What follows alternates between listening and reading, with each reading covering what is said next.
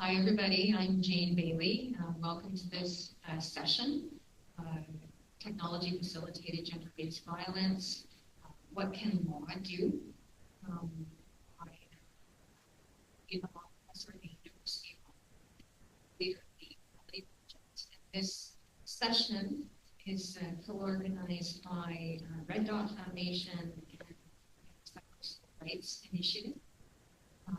So with me today the CEO of the organization. Next is the Executive Director of Women's Shelters Canada. And finally, last but not least, Michelle Gonzalez, who is the Executive Director of the Cyber Civil Rights Initiative. We were also supposed to be joined today by Naomi Sousa, who is the Executive Director of the Ottawa Coalition to End Violence Against Women, and Roselle Kim, who is counsel with Women's Legal Education and Action Plan Canada. And unfortunately, they were not able to be with us today. Our plan for this morning is it is a hybrid session. So there are some around 25 or so folks joining us on Zoom. We will be recording this, but the recording will be of the panel at question period. Your question may wind up in the recording. I just wanted to let you know. And we are making a decision afterwards amongst the panelists as to whether we will post the recording online. There have been a number of sessions here, and some of you may have already been at them, focused on technology-facilitated gender-based violence.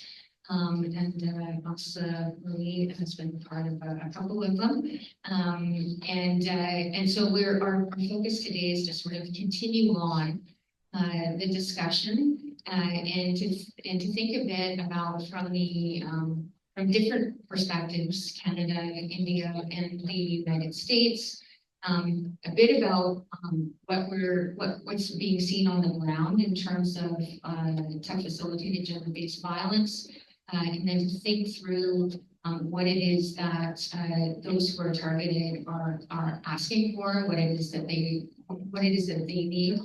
And as someone who's a lawyer, it's really important to me, and I see it doesn't happen often enough that law and policy gets developed really without consultation with the kind of amazing organizations that I'm privileged to be sitting with here, representatives sitting here today, who can bring the lived experience, the firsthand knowledge to the development of policy that's actually meaningful for survivors.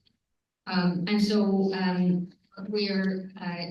there will be a question and answer period, and one of the things we're hoping that we're going to engage all of you in this discussion. I posted some questions on the Whoova page for folks to think about when we get there.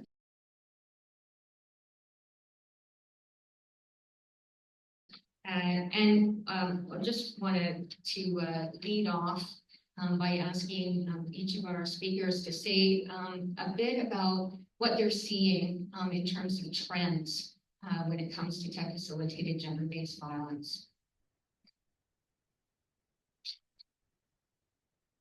Thank you, Jane, and good morning, everyone. Thanks for making the time to be here. So at Red Dot Foundation, we crowd map sexual and gender-based violence of all kinds.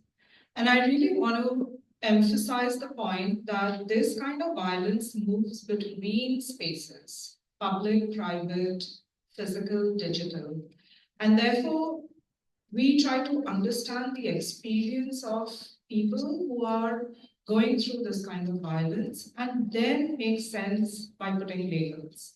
So what do? At the core of our work is Safe City. It's a global platform for anonymous reporting of incidents. And these are then collated and visualized on a map as location-based trends. And the idea is to drill down and see what's happening more so that we can not only understand the context in which the violence happens, but also who needs to be involved to find solutions. Now, I come from India where we have laws for everything, including cyber safety and cyber security. And even if we don't have a law for a particular kind of digital violence, there's always a corresponding penal code for another form of violence which you can apply. And but when it comes to the law, it's the lack of awareness of laws by regular citizens and the implementation of the law by those who are supposed to implement them. Now, I want to share some key insights from our Safe City data, which is one of the largest data sets on people's personal experiences. So no surprise, young adults are the most affected, with 70% of reported cases involving survivors aged 18 to 25.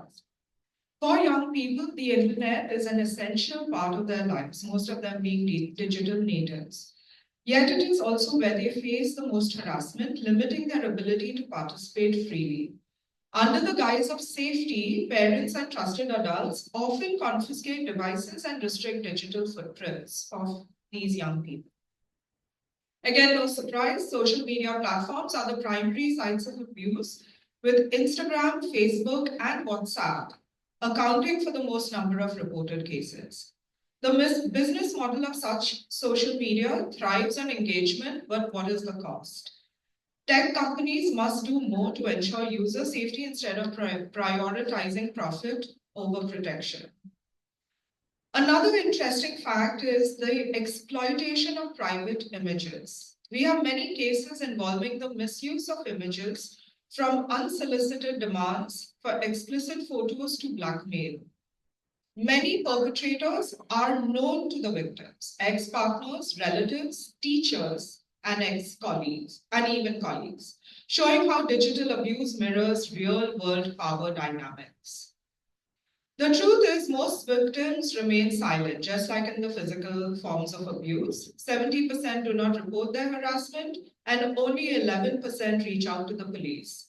The silence is driven by fear, lack of trust, and the uncertainty of legal recourse, allowing perpetrators to act with impunity. We have found that harassment peaks in the evening with a consistent surge in cases occurring between 5 to 11 p.m. And perpetrators, we feel emboldened under the cover of night, reinforcing the need for real-time monitoring and rapid response systems. And with regards to geographic hotspots, we've seen this kind of violence not just in urban areas, but also in rural areas, because everybody now has access to the internet or a device.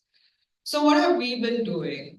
We've been educating young people, but also parents, teachers, about digital safety, not just rights, but consent, helping them understand the social norms that enable it, also bystander intervention strategies. Many of us may even see somebody bullying someone online, but we don't intervene. So there are strategies that we can employ.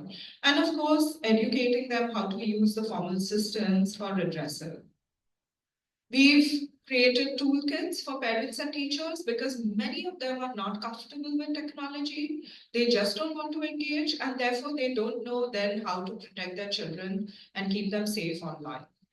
And with law enforcement, we are helping them understand the lived experiences of people because they don't get official complaints. And if they don't get official complaints, to them, there is no problem.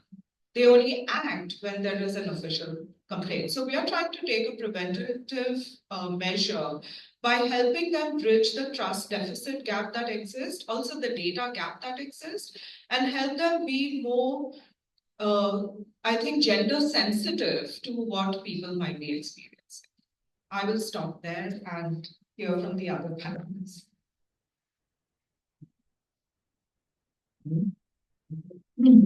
So I'm going to talk about the experience of where tech facilitating gender-based violence intersects with domestic violence or intimate partner violence, because as the national organization coordinating women's shelters in Canada, that is the most significant area that we deal with on a day-to-day basis. Women's Shelters Canada has developed a website called Tech Safety Canada with the support and the mentorship of two other national organizations, the National Network to End Domestic Violence in the US and WESNET in Australia. And both of these organizations have, for more than 10 years, done significant work in the area of TFGBV. And so we're learning from them in Canada so that we can catch up and provide similar support for survivors within our area. So it's definitely an urgent and evolving crisis. Technology in cases of domestic violence is used to silence, control, harass survivors, and usually in parallel with other forms of violence. So it's always co-occurring. In the cases, the research that we did, the co-occurrence included financial abuse, sexual abuse, and coercive control.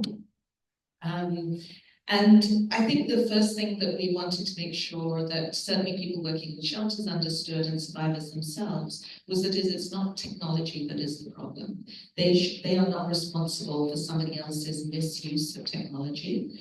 And that is a way of trying to undo the self-blame and the sense of responsibilization, which is often pushed back onto survivors, so that they can understand that there is recourse, there are solutions, there are ways that they can ask for people to help.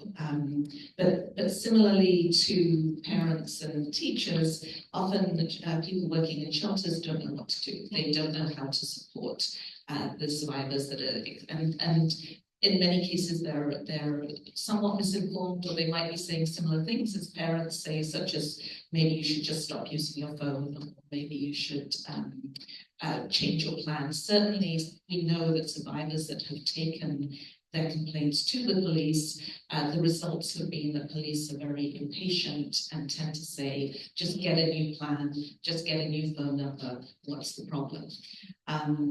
However, even in taking that step, a survivor that is already in a shared plan with an abuser, in order to try and get out of that shared plan, has to get the permission of the abuser in Canada. And right away, that's an open door for somebody who has perhaps been abusive and knows that their partner or their former partner is now in a shelter or seeking help elsewhere. The interface with the tech company to try and change the phone number or try to get themselves out of that shared plan is an open door for continued abuse. And so the tech company will communicate immediately with the owner of the plan, who is the abuser, and tell them that the survivor is trying to get out of the plan, and do they have permission to do that. They can withhold that permission, thereby continuing the abuse that they've experienced up until then. Obviously things like threatening messages, stalking, harassment, tracking the location, those are all things that I think you've probably heard about many times in cases of domestic violence. Some new ways that we've heard of technology being used is through banking apps.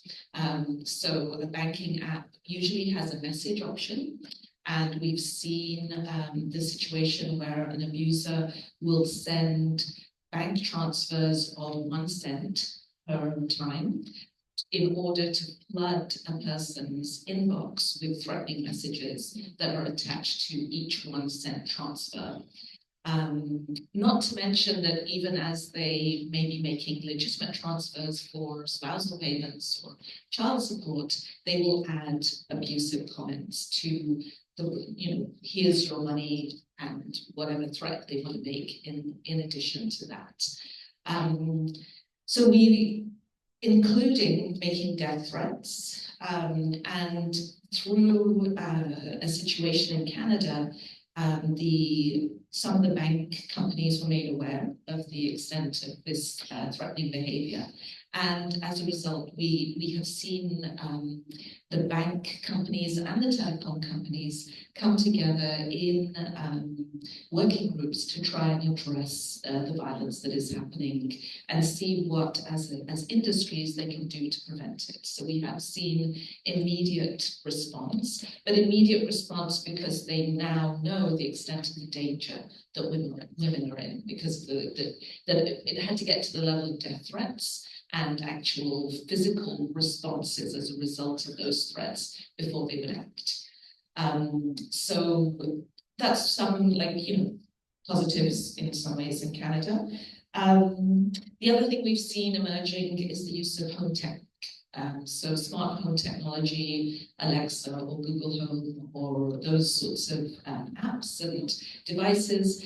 If a survivor remains in the home and the abuser still has access to those devices through their own apps, whether maybe the password hasn't been changed, maybe they can hack the devices. We've seen things where they might blast music out at full volume at 4 a.m. in the morning to wake up everybody in the house.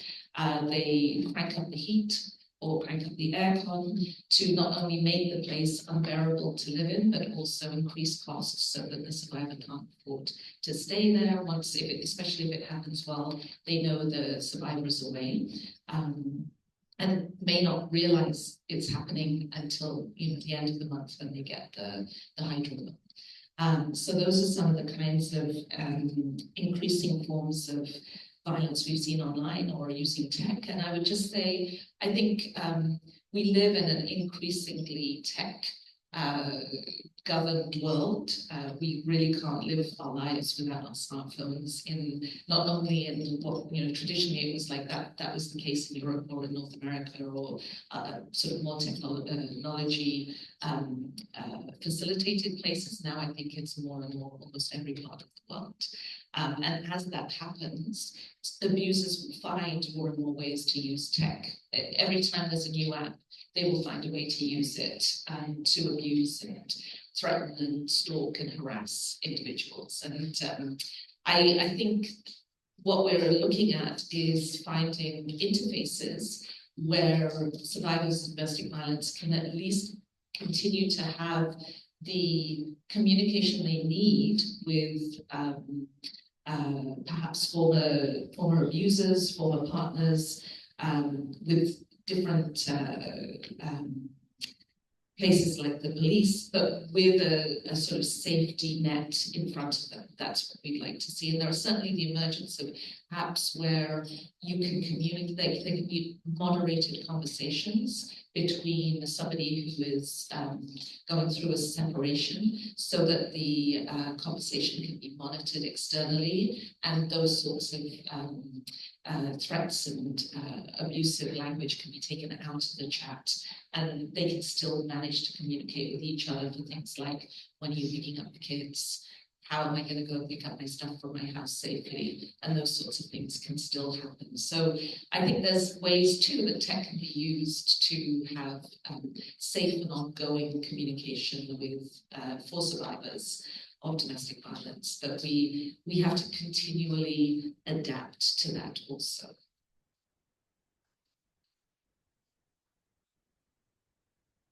Thanks everybody so much for making the time to come to this session, and thank you so much to Jane for coordinating everything. This is not easy to coordinate, a real international effort. So many different people, difficult topics, so thank you so much for organizing all of this.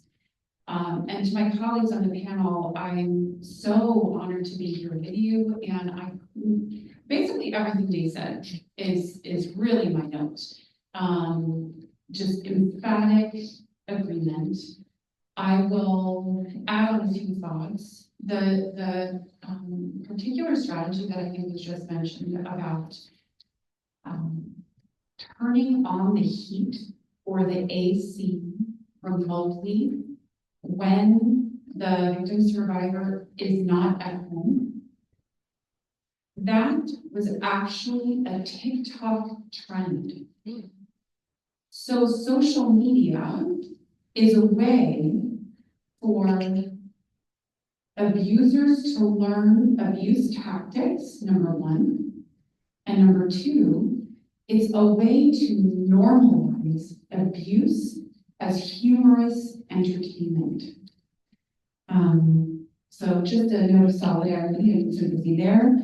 I will share a few emerging trends, as Jane asked, of abuse areas that I'll be looking out for in the next 6 months, 1 year.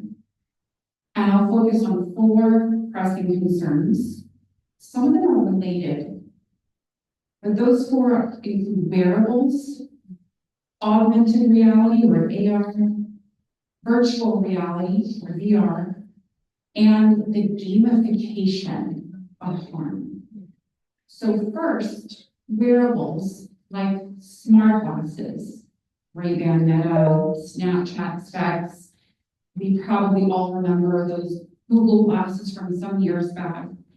These pose privacy risks because they have built-in cameras and microphones that allow for hands-free, discrete recording.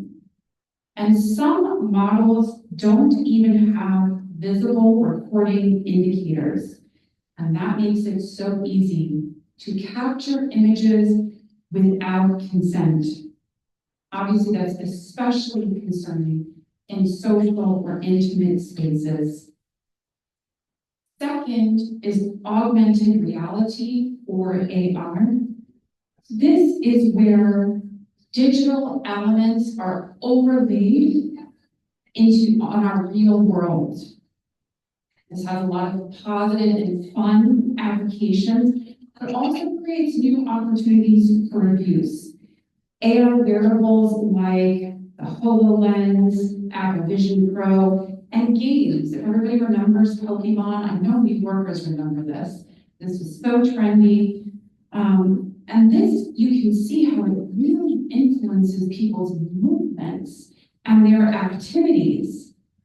So if that technology is ultimately weaponized, that can enable things like AR doxing, AR stalking, harassment, threatening. Imagine if you place an AR item in front of someone's home or in front of someone's workplace and drive people to go look at that home address or work address.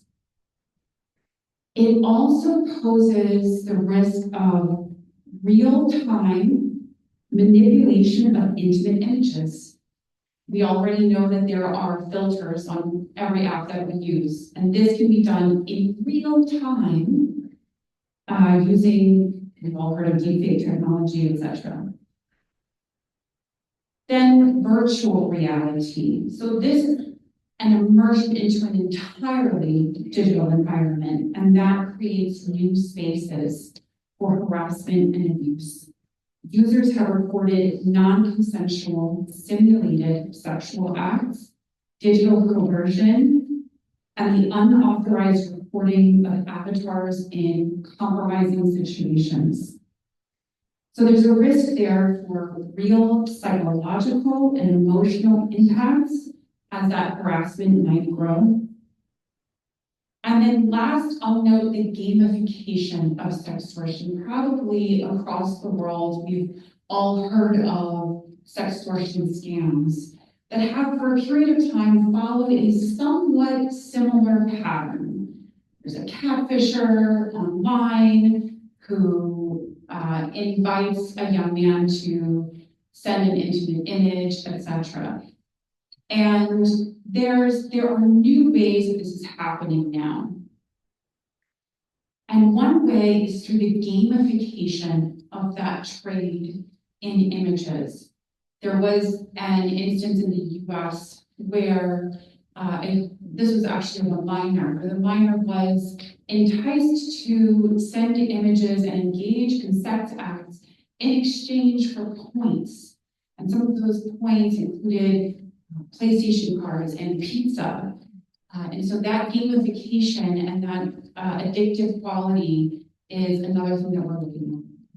So those are four items that would add to the result we shared. Thank you all for that. Roselle, Kim also let me know about some recent study by the Canadian Women's Foundation.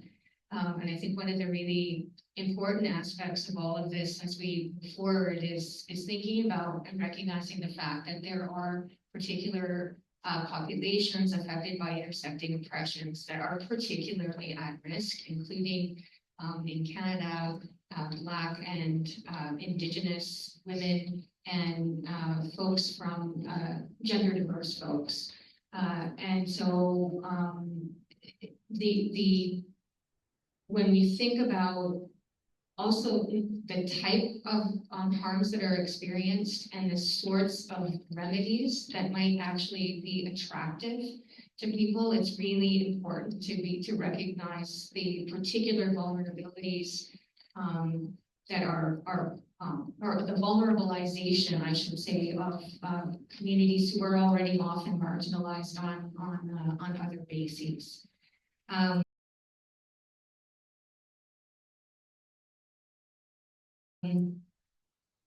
I wonder then if we can maybe transition. You've all told us a little bit about trends and maybe some of the things you've seen in your work or anticipating seeing.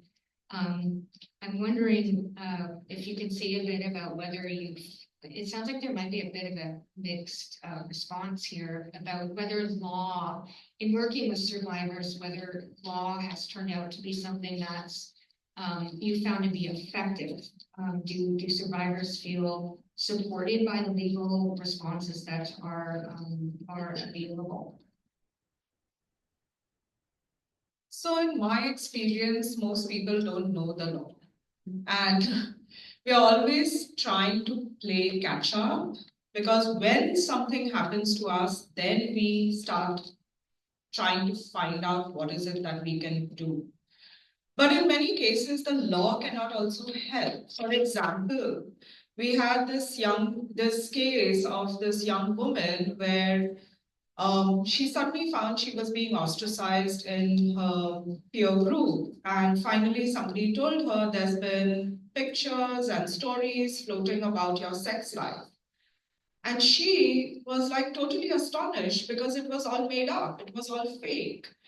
And she went to her parents, which is not the case in most young people's, the 90% of the young people on our platform have said they do not go to a parent or a trusted adult because they are afraid of the consequences and their freedoms will be curtailed. They go tell a friend.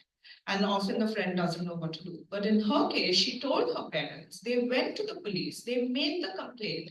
The police could not track the perpetrator down.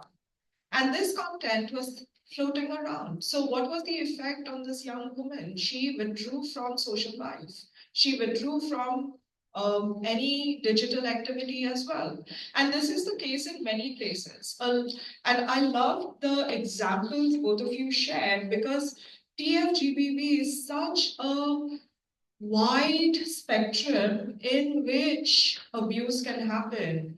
There are many other cases where young women get missed calls, and those missed calls are actually from people who are trying to groom them. If by mistake or an error you pick up the call and this person starts sweetly speaking with you, if you are in a place where you're feeling lonely, you might end up actually getting sucked into this wonderful conversation, also thinking that this person is your own age group, and then you go and meet them in person and could be trafficked, which has happened when we were in a workshop where the young students were telling us that at that moment, 5 of their classmates were missing and the police had tracked them to another state.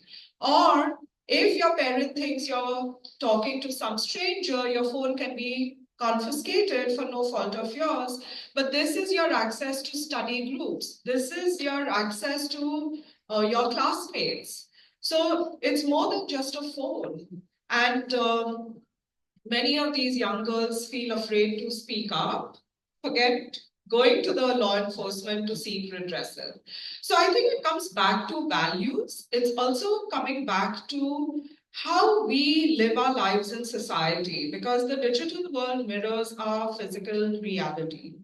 I don't know how many of you have seen this latest Netflix series called Adolescence. It's in the UK. It's a 4-part series about how this young boy murders his classmate, 13-year-old. But they talk about the manosphere, they talk about the incel culture.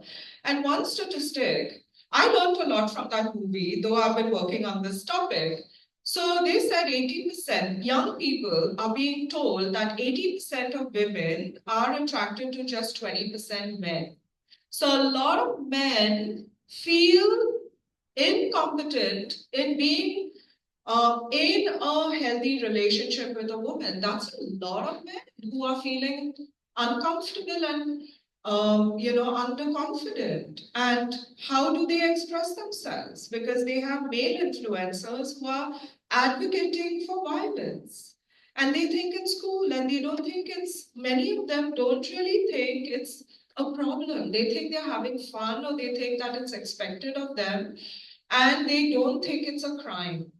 And in a lot of our workshops, we do a lot of education around the law, helping people understand not just women, their rights, but men about the consequences of violating those laws, because they don't think there's punishment attached to it and the consequences of that punishment. So I think we need to go back to our value system, right from the family level and right from the community level, and then and have these conversations about the law. But the law, to me, is an extreme intervention, I would say. Most people, in my opinion, and on a yearly basis, we actually do workshops for 100,000 people. They don't want to engage with the formal system of justice. They want to find solutions within themselves. So how can we help them with, mediation, with counseling, with alternate methods that can still make them feel safe and there's justice that is implemented?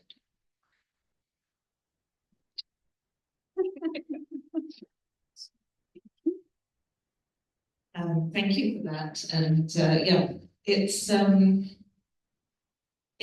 so many of the things that I've already spoken about in domestic violence are in our criminal law system in Canada named as crimes. And if they're not in the criminal law, then they're often in the provincial penal code. So whether it's harassment, stalking, uttering threats, non-consensual sharing of intimate images, many of them are crimes, and as Elsa said, many people, and especially when you add the intersections of different vulnerabilizing groups such as being Black or Indigenous or racialized in any way, or to LGBTQ in Canada, your level of trust with law enforcement is likely to be very, very low. Either because of previous negative experiences, or because you've seen it many times. You've seen the, particularly police, dismiss concerns from those communities or undermine complaints, particularly that come forward from women.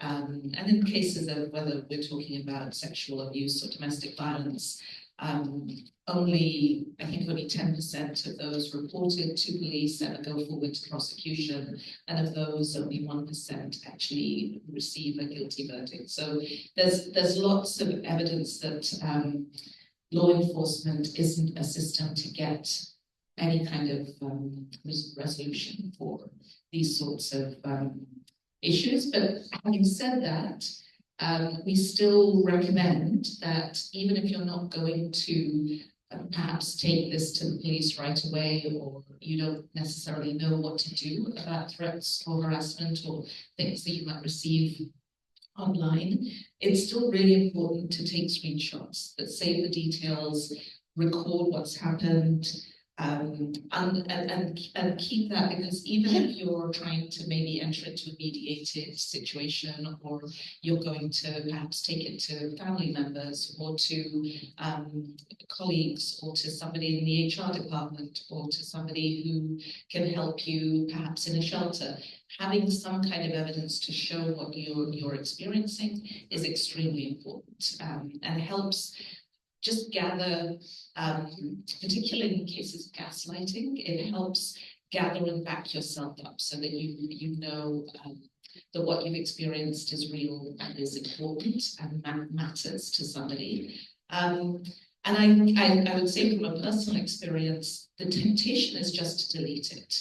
And I totally understand that temptation. You want to distance yourself from it, and you want to say, this doesn't belong with me, this is not my fault, I didn't have anything to do with this, and therefore I don't want it on this device of ours, which is in many ways so precious to us. But I would still say find a way to save it and to make sure you've got it for future reference, as it, because and encourage survivors, people around you, to do the same thing. The other thing I would say, so some interesting, well, some distressing details. Statistic Canada has reported that there's been an 80% increase in reported incidents of non-consensual sharing of intimate images reported to police in 2020 compared to the previous 5 years. We don't have data yet for, say, 2025, but I'm looking forward to hearing that, because I'm sure it will be just as big a jump. So we know that even in these cases, that's why reporting to police is important, because when we see the increases in reporting, we also can encourage policy to change to adapt to the needs of survivors. And police reporting will never fully reflect the full scope of the issue. The other thing, sorry.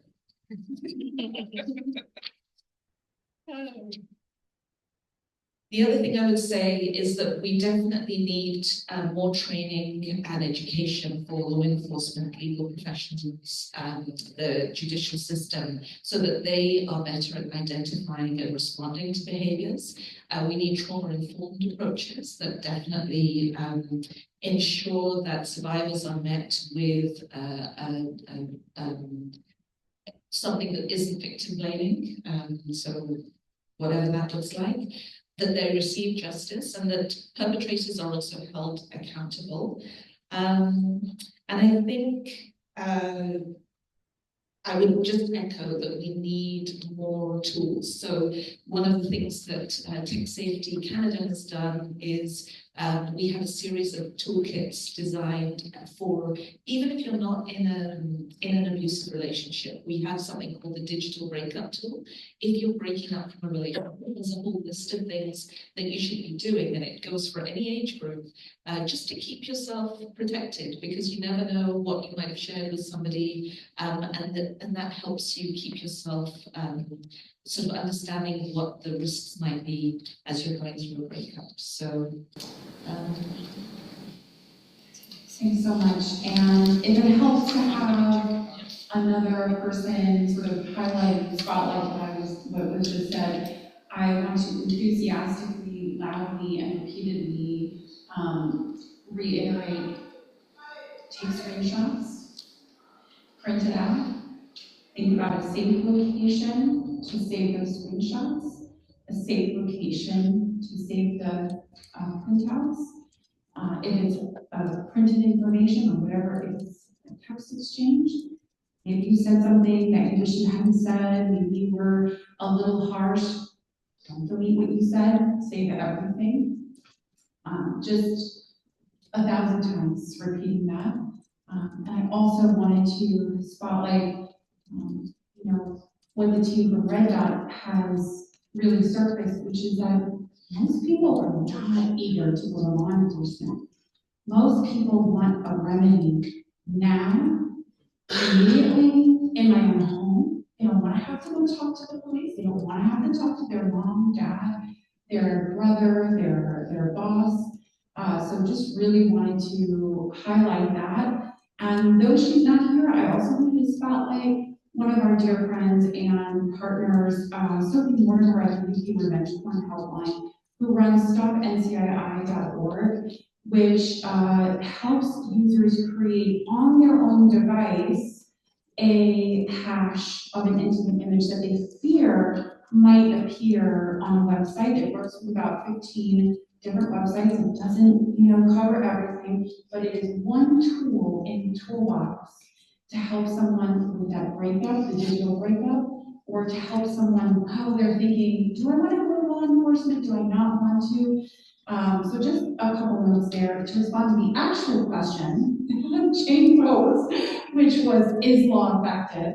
Some of the landscape in the United States. So CSRI works in 3 different areas within the areas of image-based sexual abuse. So first, we tackle the non-consensual distribution of intimate images, or NDII, you might have heard that called revenge porn, or NCP or NCII. And throughout the US, we have 49 states, Guam, Puerto Rico, and Washington, D.C. that do have criminal laws on the books, and they are of varying effectiveness. So in some states, this is a misdemeanor, and in other states where the penalty will be quite light. And then we might encounter some of those challenges that were shared before about police might not be able to investigate this. In other states, the crime is a felony, and also where this abuse co-occurs with something else like stalking or a different crime type, then there may be more investigatory resources put toward that, and then you might see a stiffer penalty. There is a lot of discussion federal level around NDII legislation. And there's also a lot of discussion around what's commonly called deepfakes, or sexually explicit digital forgeries. And there's so much movement on that in the US right now that if we were to meet some weeks from now, it might be a very different conversation. There might be a really different report out. So right now what I can share is that there's a lot happening in those 2 spaces. In regard to sextortion, which is the 3rd crime type that we look at CCRI, there are federal laws around extortion, hacking, and the like, and those do carry fairly stiff penalties. In the area of civil law, this can sometimes present a lot of barriers to victims and survivors because it can be very expensive to really work with an attorney. It can take many, many years.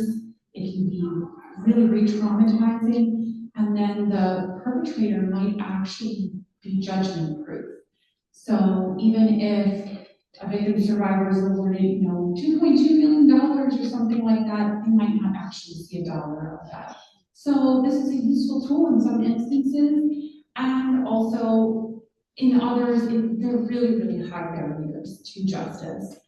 And then another piece that I'm sure we all agree on is that probably want to see a lot more regulation of tech companies and a lot of responsibility from that area. We probably want to see design, safety by design, and a lot more regulation here. I would say that to answer the questions, is that part effective?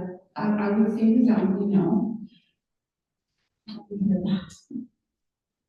Thank you all. Yeah, one of the things as a law prof, I tend to get a little bit frustrated with is criminal law is almost always the go-to. So you talk here about tech facilitated violence, and the discussions all start to focus around criminal law. And as a number of you have said, and in our research with young people, these tend to be things that are not really of particular interest for all kinds of reasons, barriers, people not believing you, so on and so forth.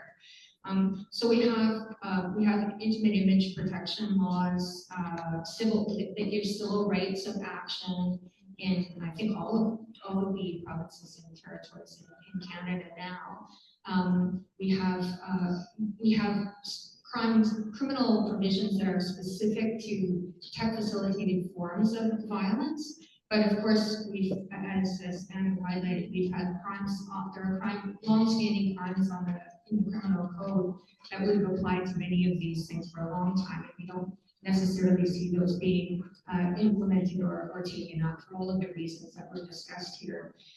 So one of the areas that my research has focused on, and work with the Equality Project has focused on, is really thinking about other aspects of law. And Michelle sort of finished off on the point about regulation of technology corporations. And there are all sort of, we had an online harms legislation that was tabled in Canada, unfortunately, that died on the order paper with the prorogation of our parliament, unlikely to come back anytime soon, I would say. And that was an attempt to deal with a wide range of categories of content that I think importantly includes non-consensual intimate images, and child sexual abuse imagery, but hate speech and other forms of harmful content, and would have put an onus on tech corporations to take the initiative to assess the risk that their platforms pose and to develop measures to respond to that, to minimize the risk of exposure of their clients to that content on the platforms. I suppose I have many frustrations with all of these things, and one of them is that the chief difficulty for me is that the underlying model of the internet is data and exchange of services. So the model itself means that in order that you maximize profit by getting people to stay on as long as possible, so that they shed as much data of themselves as possible, so that you can then use that to create profiles and sell people things and encourage people to do things that you want them to do through sort of subliminal messaging, I suppose.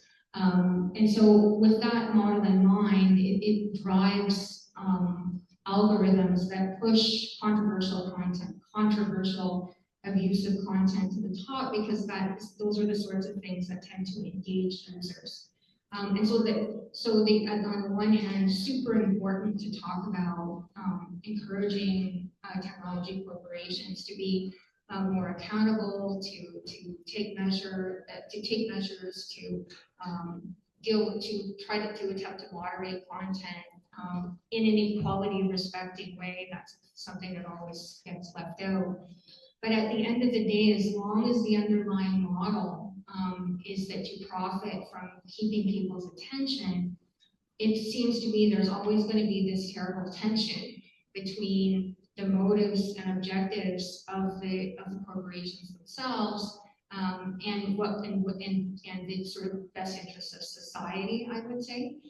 The other thing we also want to be cautious about is with content moderation, because there's not really any necessary reason to think that we can trust private organizations to be making decisions about what content should remain and what content should be taken down, particularly because we have many notorious examples, including some in Canada, where the very communities that ought to be being supported and protected by these kind of provisions are the communities whose content tends to be disproportionately taken down and disproportionately targeted by reporting systems. So I don't offer any of this to say it's simple or that law has simple answers, but I do think that it's really important to be thinking beyond criminal law and to be thinking beyond giving individuals a remedy to say, here, you can bring this forward and do something about it, rather than recognizing this is a problem for a community. As a community, we need to respond to this. And we're probably in a political, socio-technological, political climate where that's becoming increasingly difficult to do.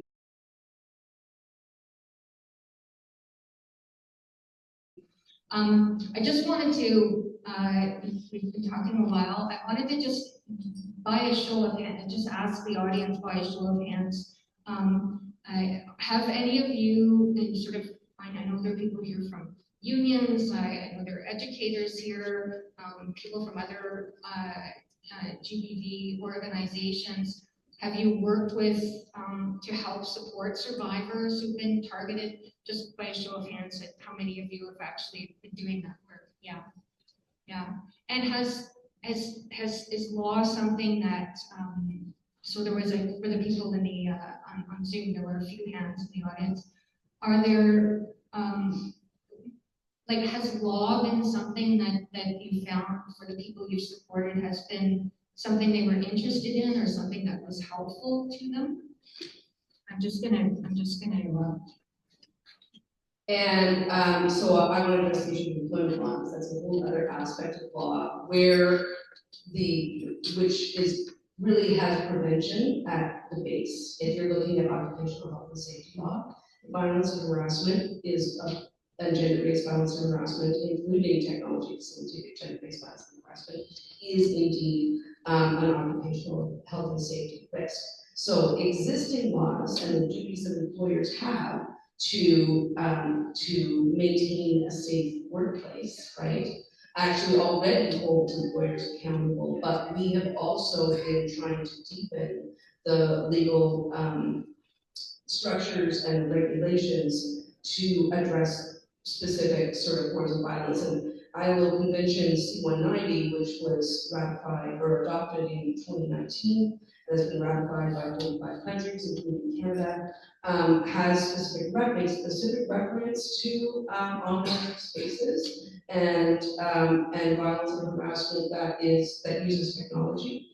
So is it an instrument that if you align your employment legislation with C-190 would allow for some protections, and that would include things like risk assessments, looking at the nature of the work. As people do more and more remote work, there's a risk.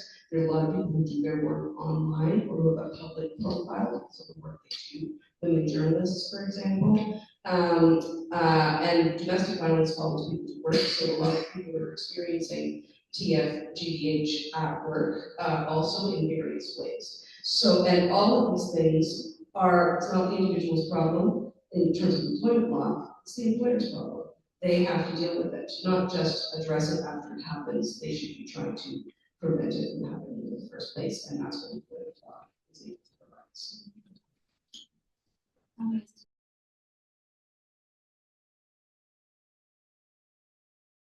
Would anyone like to comment on that? I know that, thank you very much, Vicki, for that.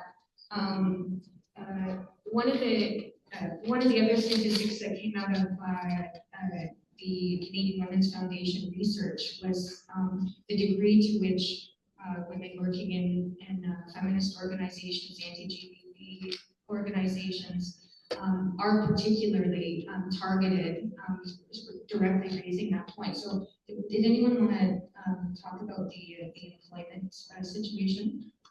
I can. So first, I just wanted to say that was fascinating, and thank you so much for sharing that. And it's such an important area of discussion. Thank you so much for the work that you're doing. That's really extraordinary. And enthusiastically agree that this should be a top of mind consideration for employers. What I can touch on is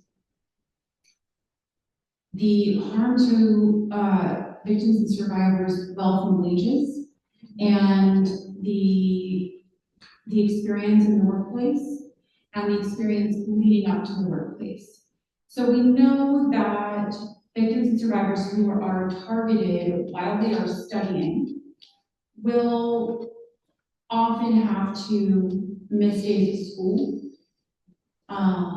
will feel intimidated, scared, a range of experiences in school, may underperform academically, may actually lose money if they have to take time off from school or if they have to transfer universities.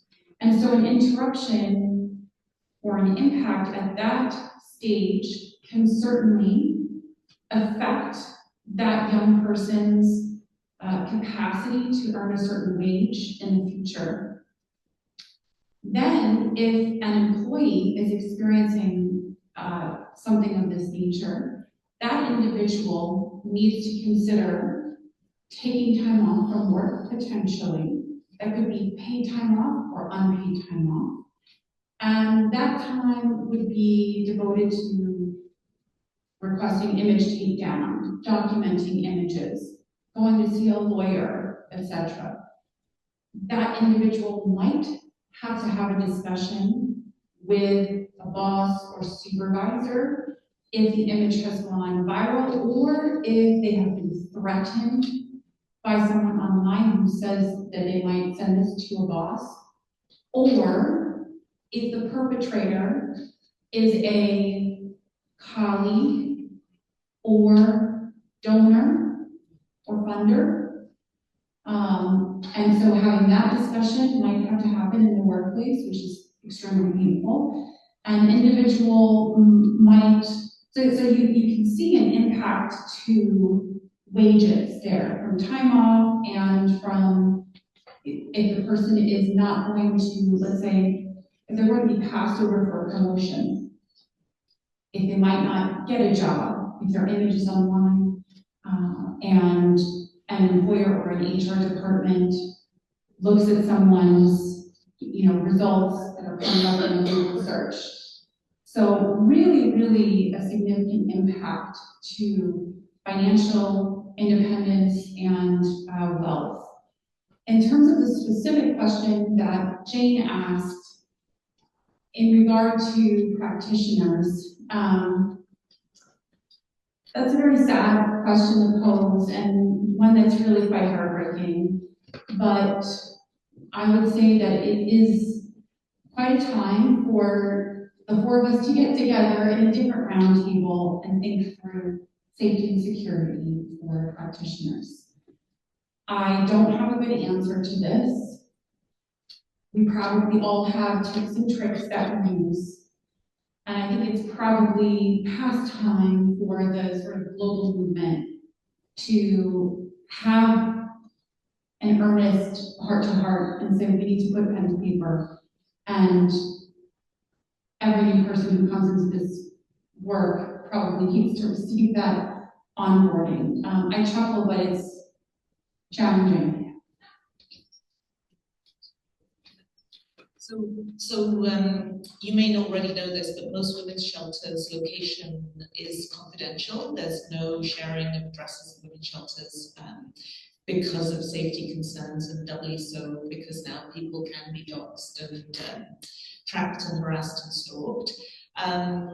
And we do know, as we've all said, what happens online is also happening in real time, in real life. So women are being harassed and abusers are sitting in cars outside schools and locations, waiting for those survivors, and equally the practitioners, so people who work in shelters, are regularly threatened. We hear about shelters who have their systems hacked.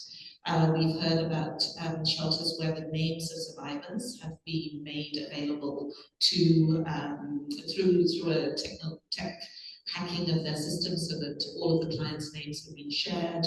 It's sometimes publicly, and certainly we've heard that shelters have had their systems disrupted, deliberately disrupted. In Quebec, the term for the incel groups that Elsa mentioned are masculinist, so sort of the opposite of feminist. So there are concerted efforts and deliberate attempts to disrupt the work of feminist groups done by those sorts of groups throughout Canada. And I'd say the last part that sort of in part of that reckoning, the conversation that we've started to have is the psychological burden on frontline workers to deal with all these multiple and continuingly more complex forms of violence. So we asked shelter workers, 98% of them said that they know survivors who are experiencing TFGB and said they didn't know what to do about it. So of course we're developing toolkits for them too, and there's all sorts of things, including how to safely save the screen grabs. That's a toolkit I just remembered we have. How to safely save evidence. But it means that frontline workers are constantly being asked to be everything for a survivor all the time, coordinate all their supports, which is important because the survivor needs that. But what are we doing to support those frontline workers? We have a situation in Canada that we've called the feminist brain drain, where we're sort of shedding workers at a regular basis because they're not receiving the supports and the mechanisms to be able to stay in the work that they love doing, and the psychological burden on them has been too heavy. So we're trying to look at ways that we can support shelters to make the workplace for them safer also. Thank you, those were great. I wanted to share a legislation from India. So you mentioned C190, and I think that's a great convention. I think law is important because it sets the baseline, and we have to do more than that. So India recognized that women were not participating in the workforce for several reasons, and the preamble to this particular law references several articles, including the article to work and live in dignity, and of course equality, with equality. So the name of the law is actually Prevention of Sexual Harassment of Women at the Workplace. So it's specific to women. And but all the companies that we work with have made it gender neutral, which is great because it covers everyone. What this law does is it recognizes female labor participation both in the formal and informal sectors. So it's applicable to both. And it makes it mandatory for all institutions that have 10 or more employees to have this policy. So the law is enacted as a policy, it's a civil act. They have to have a committee that will investigate any incidents. There is a protocol for when can a complaint be made and how should it be responded to, and it gives 90 days to which the whole thing should be completed. And if you don't, then you have to report back why. And then you have to conduct trainings, awareness trainings for the employees, but also the investigation committee. And on the investigation committee should sit a neutral member from the civil society. And this law actually has been very effective in helping people understand their rights. Initially, there was resistance from companies in implementing it, and they are mandated. This act comes under the Companies Act. And the Companies Act states that you have to report it in your annual report. So initially, they didn't want to implement it till some of them got fined. And now all of them are implementing it. It's a big part. Initially, I found, because we sit as a neutral member on several of these investigation committees, women would resign and then make the complaint, which meant that they didn't feel safe. And within that law, that act, you have so many remedies available. It's a civil act, so it can be from a simple apology, verbal or written, to somebody to losing their job. And if it's a false complaint, it could be, that person would have to also undergo whatever punishment the investigation committee sets. But it was anything from those two extremes. And the victim survivor has the right to go through the formal justice system at any point. But then this process gets stopped. Also, several people didn't feel comfortable with what was finally the recommendation of the investigation committee, so they took it to the formal justice system. The high courts went back to the investigation process, reviewed it, and in many cases they were satisfied, and in some cases they were not. So I think over the last 12 years that this law is in effect, it has kind of proven the model. It's a quick system to find justice. It's actually now being, I think, a lot of companies have gone beyond just ticking a box and trying to implement it in the spirit of the law. So that gives a lot of confidence for survivors to come forward and make their complaints. And it's very clear about even people around this person. If you witness it and you do nothing about it, then you're considered an abettor and you could be brought into the whole process. So it's creating the space for safe workplaces and allowing, I think, breaking the silence is like exercising a muscle. The first time you do it is really, really, really hard, but then after that, it becomes easier. So I think this act in particular has been instrumental in helping shift that conversation, help survivors explore their rights, and I think the younger generation is becoming more confident. Thank you so much for sharing that. That's really important. Every time I think about that kind of regulation, I think about the organizations like Women's Shelters Canada and CCRI that are also organizations that have to comply with that and are working with people who are almost by definition going to be subject. So it's always an interesting thought to think about, to sort of ponder how we get that balance, right?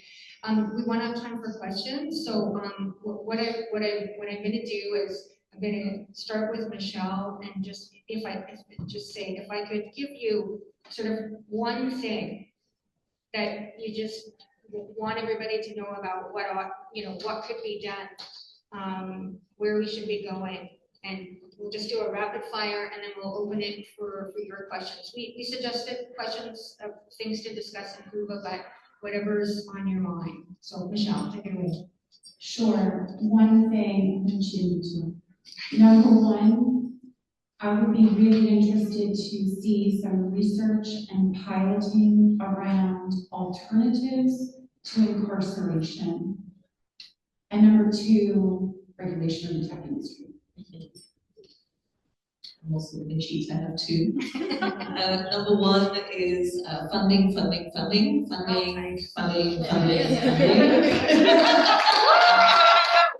And sustainable and regular and workable and livable and decent so that people are paid for the work they do. And then number two, including survivors in whatever way they wish to be included. So many of us, I know, work directly with survivors, but we don't see that go all the way up to the types of laws that are developed or the kinds of law enforcement policies that are put in place, or the way that sometimes research happens, although Jane is definitely something who includes many voices in her research. But I think as many survivors, even recognizing that we might be survivors in the work we do, we are often not here to speak on behalf of somebody who's had to survive an experience. We're here to speak from different perspectives. We need people who can speak simply from their experience of being a survivor. Why don't we display the law everywhere? We do it for no smoking. We sometimes do it for weapons. But why not display the law with the penal codes and maybe your helpline number everywhere, in transport, in spaces like this, or as you enter the building, so that people know their rights and perpetrators know that there is a law. We were painting a wall mural at one of our hotspots, which was outside a girls' college, and these young girls painted their feelings on the wall, but in between the panels, they put the sections of the law under the Indian Penal Code that corresponded to whatever was being depicted. And it was to remind them the sections of the Indian Penal Code, so if they wanted to go to the police station, they would remember it. We had so many men stop to see what was happening, and one guy said to me, I didn't know there were laws. I didn't know that this was a crime. I think we should display it. And one more story. I went to a nightclub in Berlin and I saw this poster and it said, no sexual harassment, and it covered all genders and all kinds of forms of harassment. And I felt safe just looking at that. I felt there are people watching out for me, and this is a notice telling other people they cannot behave badly in this space. So I think we should display the law. Okay, so all of that, plus in the other part of our online harms proposal that I lament that is passed is the creation of a body that would actually support survivors, right? Like, why don't we have a central place as in the Australian legislation, for example, where so that survivors have a place to go to get support, to get ideas, to get resources, to get information.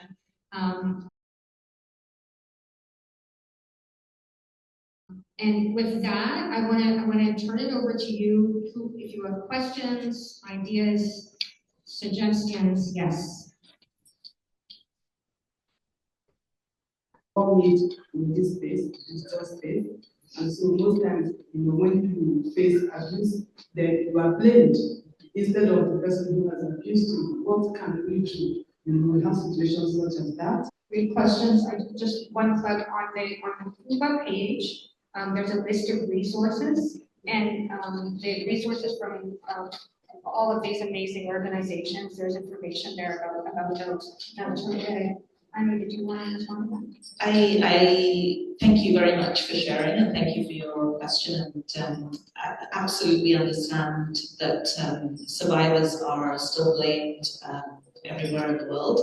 I think there's a few things that make a difference, but they require often a lot of leadership and a lot of change that is sometimes top down and sometimes bottom up. So I think women's marches and I think frontline women who have experienced it, but also allies and supporters out expressing, breaking taboos and breaking stigma are a first, and there's strength in the numbers, there's strength in there being a lot of people who can do that at the same time.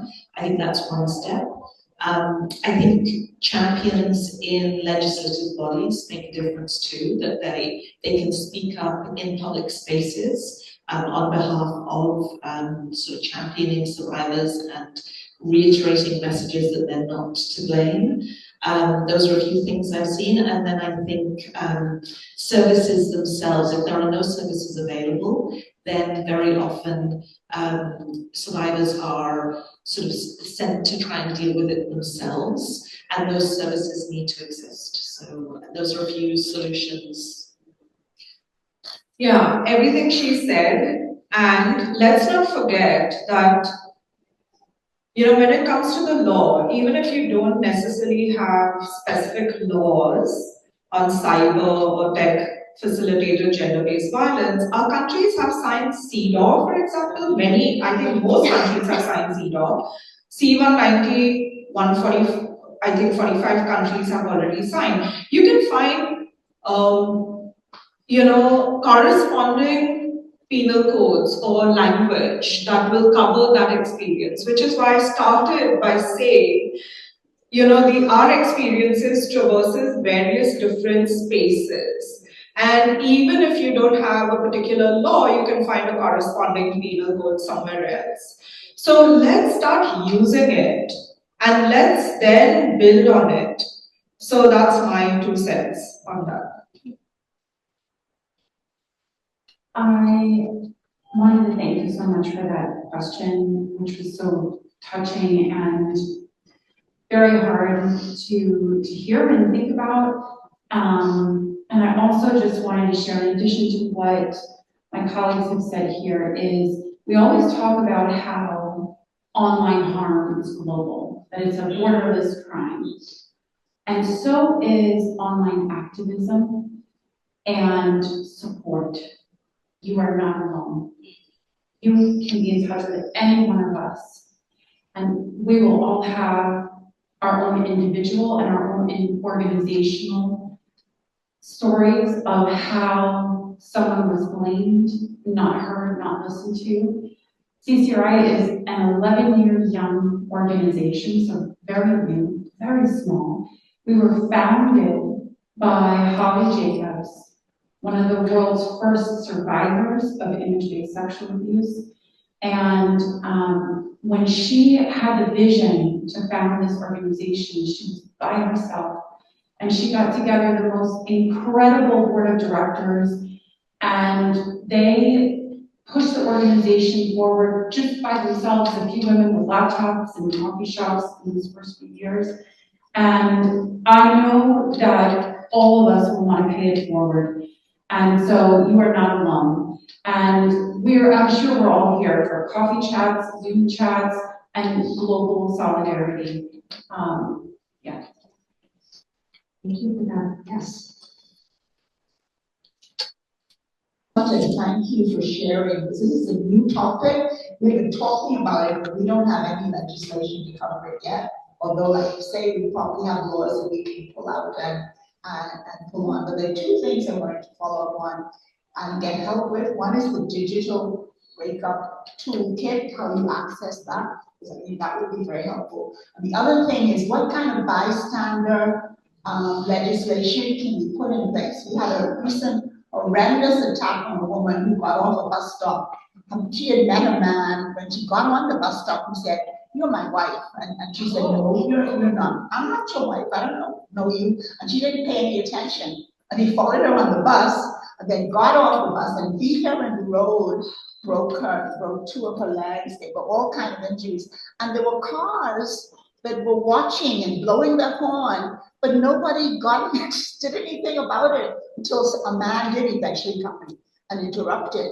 But that's the kind of bystander thing that you'd like to do something about. So if you could share any laws that you have in place or policies or practices that could help with that, I'd be very grateful. I'll touch on that very quickly. That's such a horrifying story. I know that in the US, different states and jurisdictions have something called Good Samaritan laws that require a bystander to intervene in something like what you just said, or an individual government is drowning or something like that.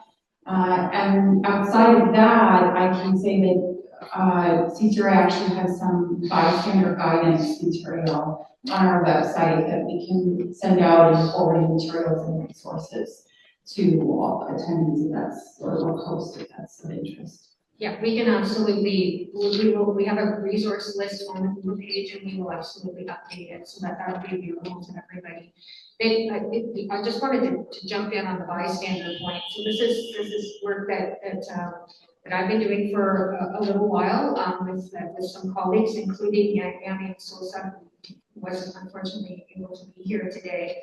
And thinking about, I could actually include it in the resource list as well.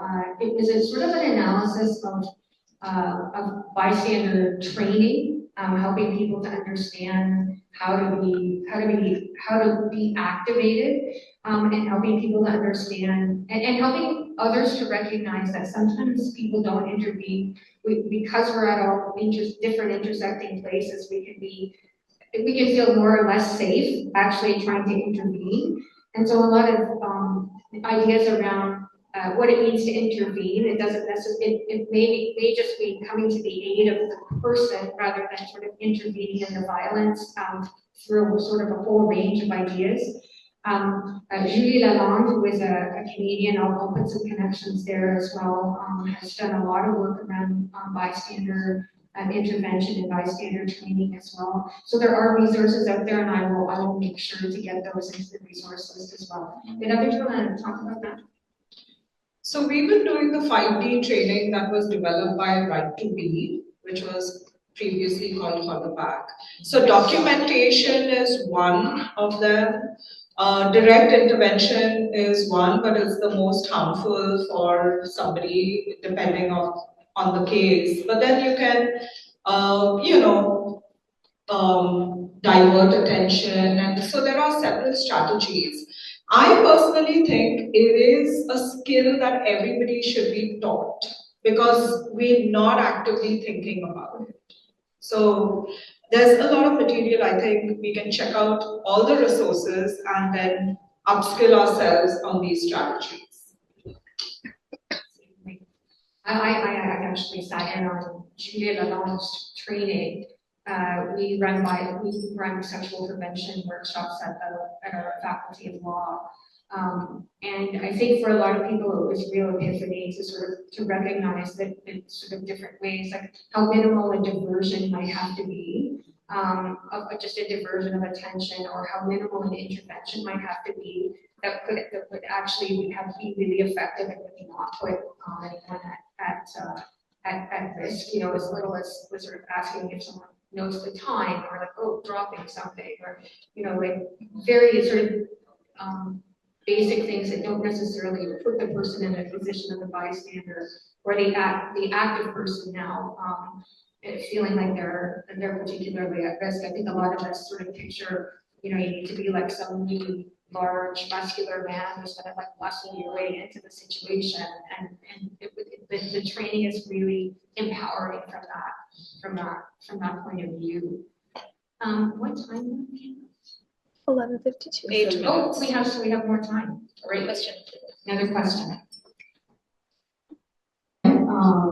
We have a law that typifies feminicide and trans feminicide, but although we have a high rate of feminicide, the highest in the region, and more than 50% of the perpetrators kill themselves after committing that crime. So although we have a law that perpetrators don't confront the consequences of the law because they kill themselves, we know the importance of prevention. I think that the government and the organizations know that that's the way that we can treat the root of the problem. But I ask you, why do you think prevention is not prioritized in the government-wise or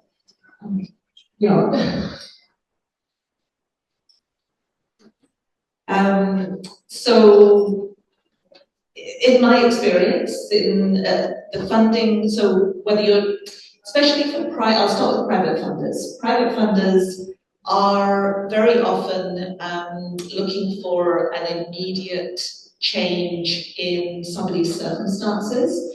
And when you are funding frontline services, for example, shelters, you see an immediate change, and you can say X number of people are now no longer in an abusive relationship versus X number. So also impact data pushes us to more towards frontline, because you can't necessarily say X number of people aren't in an abusive relationship because of the prevention.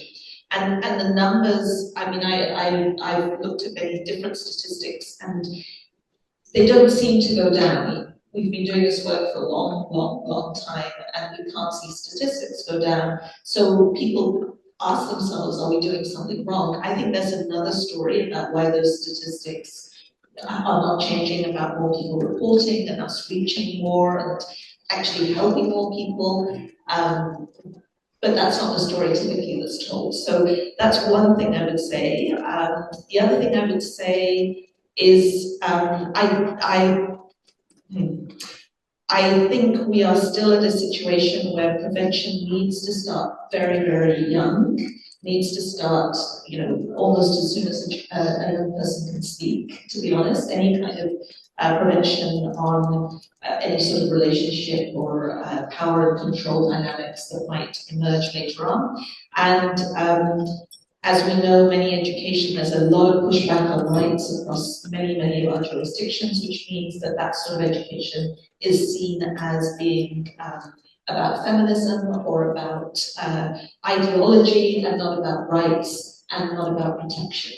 And that's something we push back on a lot, and I think we need to continue to push back on a lot nationally and with international solidarity. And then the last thing I'll say is, as far as femicide goes, many domestic violence workers in Canada now do lethality assessments. So along with a risk assessment, there's a lethality assessment to try and identify whether somebody is at risk of a femicide. And if so, that experience that is recorded and is prioritized. And I think that's a form of prevention too that we don't necessarily always talk about, but unfortunately, while that happens in a shelter, it may not be as obvious to, say, a police officer that's being called to a domestic that if there's harm to a building, property, or an animal, that means there will probably be much more serious harm and future femicide risk to that particular survivor. And that's information that we need to share and be preventive through law enforcement agencies too. But I think we still have a lot of ways to go to get that message through. Thank you so much for your work and for that question. So at CCRI, we have 5 main programs, and one of those is direct service for victims and survivors who have already experienced IPSA. But in our other areas, in our 4 other areas, we actually do a considerable amount of prevention work. So first, we do collaborate with tech companies to encourage safety by design. We do our best in that area. Second, we do a considerable amount of outreach to city task forces, state mental health coalitions, universities, and we talk about what IPSA is, and we focus very much on the victimology aspects so that people can consider the harms of their potential conduct. We also do peer-reviewed research, again, to make sure that policymakers have information that they need to implement effective prevention measures. And most importantly, and I would say what CCRI is quite known for, is our advocacy work. So when Holly founded CCRI,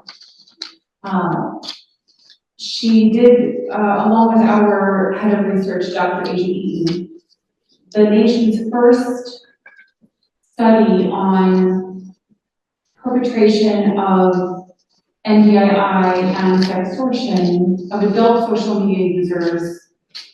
And what they learned from that was that perpetrators, actual perpetrators of this harm, stated that the #1 deterrent was criminal penalties.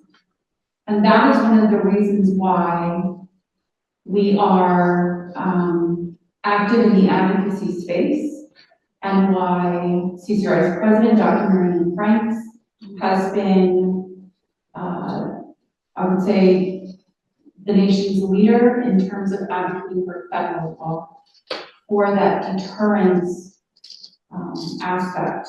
I will say, one of the things that I think we all have to do is talk about things like digital literacy, which places the burden on the potential target. And I know we don't want to do that. I know we don't want to have to go to college campuses and say, hey, turn on your 2-factor authentication, use a YubiKey. It is part of, unfortunately, what is, a helpful message to get out there. But certainly our organization is, from its founding and at its core, around prevention. Again, we're a small organization and we do our best. So, yeah, thank you all for those things. Yeah, I know I need to wrap up. I wanted to just say a couple of things. One is that the Ottawa Coalition to End Violence Against Women has been very, very active recently. In working with media and the police to call femicide femicide. And so to put it in the public discourse, and to make people recognize it, which I think is really important as a way of creating awareness and encouraging people to engage in conversations. And I sort of, with all the work that I've done, at the end of the day, the main thing I keep coming back to is what Anu mentioned, which is education.